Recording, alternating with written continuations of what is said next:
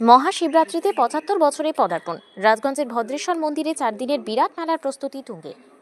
মহাশিবরাত্রি উপলক্ষে রাজগঞ্জের ঐতিহ্যবাহী ভদ্রেশ্বর মন্দিরে শুরু হয়েছে জোর কদমে প্রস্তুতি। এবছর মন্দিরের শিব পুজো ও 4 দিনব্যাপী মেলা পদার্পণ করছে ৭৫তম বছরে। ফলে শিবরাত্রি উপলক্ষে মেলা ঘিরে উৎসাহ ও উন্মাদনা অনেকটাই বেশি। রাজগঞ্জের কালীনগরের কাছে অবস্থিত এই প্রাচীন মন্দিরকে কেন্দ্র করে বহু লোককথা ও আঞ্চলিক বিশ্বাস রয়েছে। প্রতি বছর শিব চতুর্থী তিথিতে এখানে শিব পুজো ও বৃহৎ মেলার আয়োজন করা হয়।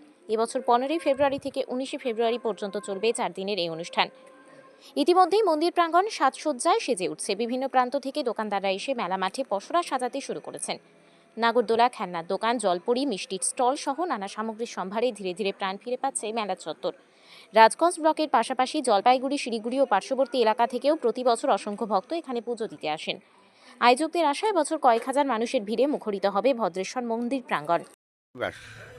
আর রোববারে থেকে মোটামুটি 4:49 শিব চতুর্দশী, ওইখানে এই 4:49 পর থেকে লোক জল ঢালবে এবং 16, 17, 18, 19 এটা মেলা হবে। আর এটা মেলা আজকে না, এটা আজকে বয়স হল 73 বছর এই মেলার। আর এই মেলার যে মূর্তিটা আছে ওটা নিয়ে আসছে আমার বাবা পাকিস্তান থেকে 1957 সালে, পূর্ব পাকিস্তান থেকে। ওই হিসাবে এখানে হচ্ছে। এখানকার জমি দান করছে সূর্যমণি ঝা। সূর্যমণি ঝা এখানে জমি দান করছে প্রথম 2 বিঘা। এই মেলায় আপনাদের কোন কোন এলাকা থেকে লোক আসে পুজো দিতে? এখানে কালিয়াগঞ্জ, রায়গঞ্জ, কুচবিহার, হলদিবাড়ি, বিভিন্ন জায়গা থেকে লোক আসে। লোকের সমাগম হয়?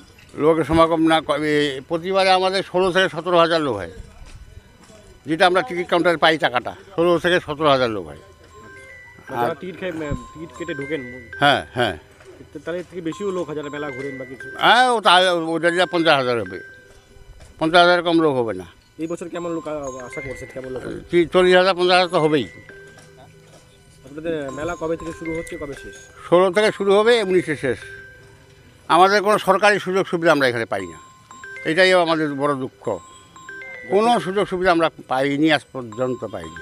আমরা এখানে যে টাকাটা উঠাই 4 লাখ, 5 লাখ, 4.5 লাখ, ওইটা দিয়ে আমরা মন্দিরের উন্নয়ন করি।